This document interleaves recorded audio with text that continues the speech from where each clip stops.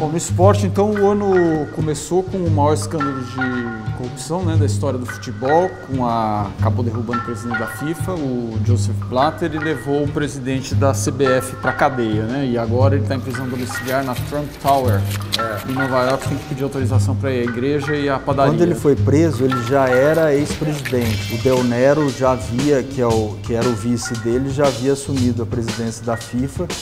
Mas ele tinha um cargo importante na entidade, ele era um dos membros de um dos comitês mais relevantes.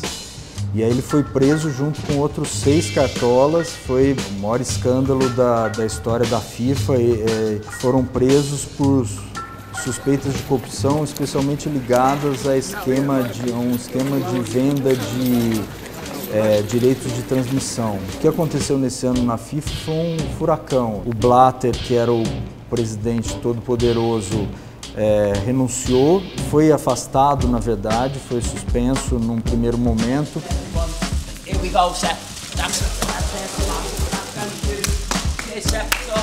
Foi banido, o Comitê de Ética da FIFA resolveu bani-lo por 8 anos, assim como o Michel Platini, que era um dos candidatos à presidência da FIFA, cuja eleição é em fevereiro do ano que vem. O Platini era o presidente da UEFA, que é a confederação mais poderosa, a Confederação Europeia, e era tido como o mais forte candidato à sucessão do Blatter. Agora, em outro campo aí no esporte, a questão é a Olimpíada, né? O ano que vem tem a Olimpíada aqui no Brasil, vai ser o maior evento esportivo aí desde a Copa. O Brasil teve foi um anticlímax esse ano pré-olímpico, na verdade, se esperava muito mais do Brasil. Se tem 2 referências, que uma é o PAN, que reúne ali alguns países de ponta, como Estados Unidos, Canadá, que não levam os times A, mas dá para você ter um parâmetro legal dali. E o Brasil não foi bem. O Brasil teve exatamente a mesma campanha do PAN de 4 anos atrás, em Guadalajara, só que você tem que considerar que nesse ciclo olímpico entrou muito mais dinheiro, entrou muito mais investimento, e você tem as referências dos campeonatos mundiais ou equivalentes que, por exemplo, tem o Campeonato Mundial de Natação, que o Brasil vinha de anos muito bons, e esse ano, justamente no ano que antecede a Olimpíada, que todo mundo mais ou menos já está um pouco mais preparado, o principal astro do Brasil, que é o César Cielo, medalhista campeão mundial, campeão olímpico, teve um desempenho desastroso. Ele disputou uma prova só, alegando problema no ombro, desistiu da competição. O Brasil ainda ganhou 4 medalhas nas piscinas, mas só 2 em provas olímpicas. Um outro esporte que a gente pode citar também é o judô. O judô é o carro-chefe, o judô ganha medalhas para o Brasil em Olimpíadas seguidamente desde 1984, em Los Angeles. No Mundial se conseguiu 2 medalhas e de bronze, né?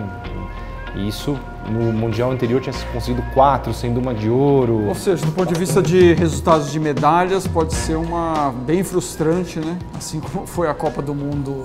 A expectativa do Brasil é ficar entre os 10 primeiros colocados, coisa que nunca aconteceu. E esses resultados que o Paulo falou, eles acendem um sinal de alerta de que talvez não seja possível.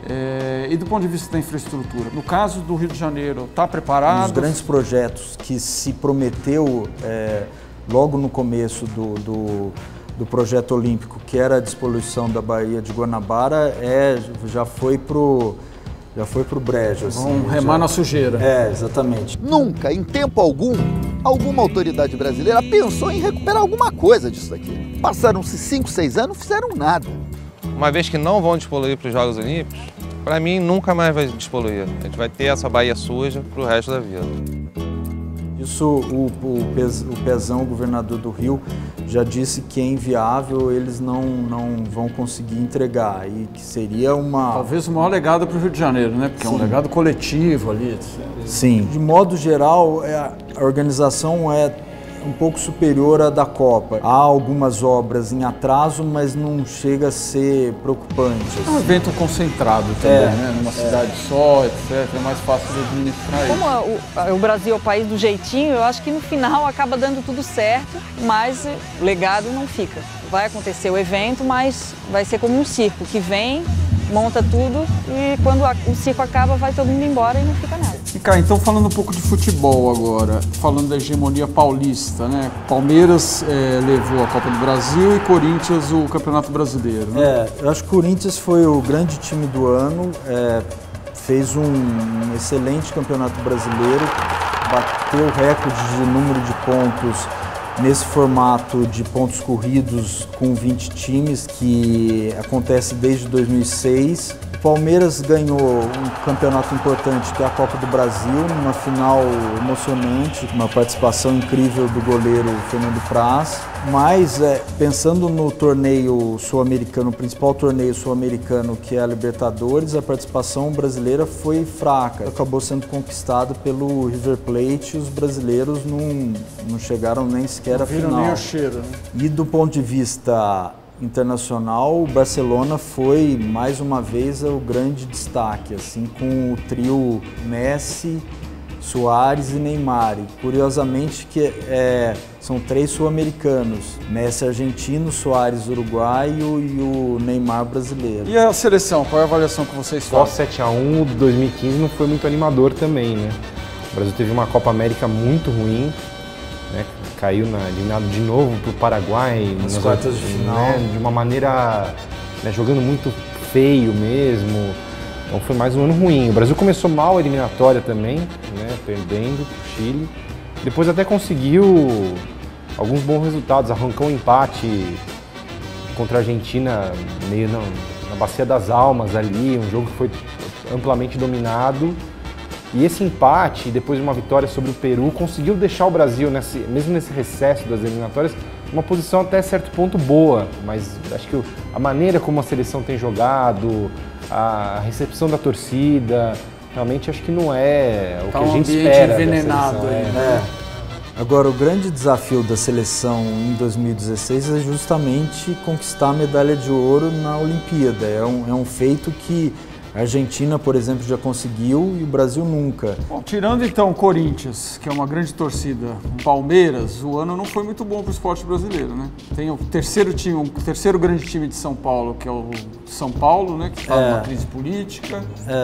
O São Paulo viveu talvez o pior ano da sua história. O presidente Carlos Miguel Aydar foi denunciado por corrupção, enfim, denúncias bastante graves, acabou renunciando e o time teve um desempenho ruim ao longo do ano, não conquistou nenhum título relevante, acabou na última hora chegando à Libertadores com a 4ª colocação do brasileiro. Foi na Fórmula 1, venceu mais uma vez esse ano o Lewis Hamilton, pela segunda vez, né, consecutiva, ele já tinha um título em 2008, né, os brasileiros continuam atrás, né? Foi um ano muito parecido com 2014. Com o Hamilton em primeiro e o Rosberg também da Mercedes em segundo. E os brasileiros, o Felipe Massa e o xará, o Felipe Nasser, tiveram um desempenho razoável, mas nada que se compare a esses pilotos da Mercedes. Talvez seja exagero dizer que foi um ano decepcionante, porque não havia grandes expectativas, mas os brasileiros continuaram ali num pelotão intermediário. Bom, um ponto brilhante aí no ano foi o surf, né? O Mineirinho foi campeão mundial, depois de o Medina ter sido campeão mundial em 2014, quer dizer, já ficou aí o bicampeonato, digamos assim. É interessante o título dele porque quando o Medina ganhou no ano passado, falava-se muito do efeito Guga. 3 vezes campeão de Roland Garros, que é um dos torneios de tênis mais importantes do mundo, e chegou a ser número 1 do ranking. Só que depois dele o tênis brasileiro continuou ruim como era antes. E agora parece que com o surf isso vai mudar. Eu acho que é um esporte mais barato que o tênis. Enfim, o Brasil tem um litoral imenso. Com alguns tubarões em alguns lugares. O mais curioso do tênis, o Guga vivia de um fenômeno só, né? O Guga. O Brasil chegou com 3 candidatos ao título na última etapa, né? O Mineirinho ganhou, mas o Medina talvez era o que menos tinha chance, mas até as quartas de final ele estava super competitivo. A reta final do Medina foi impressionante, a avaliação de quem entende mais de surf, isso foi uma coisa louca. Ele começou o ano muito mal, podendo até cair para segunda divisão, ali, muito próximo ali de uma queda ali. E ele teve uma recuperação sensacional. E teve o Felipe Toledo, talvez a gente possa dizer que foi a grande revelação brasileira do ano, que ganhou acho que 2 ou 3 etapas e com um surf muito plástico, né, de muita acrobacia, aéreos e tudo mais. E o Brasil tem sido, acho que ele tomou o lugar ali já pode ser chamado uma potência do surf.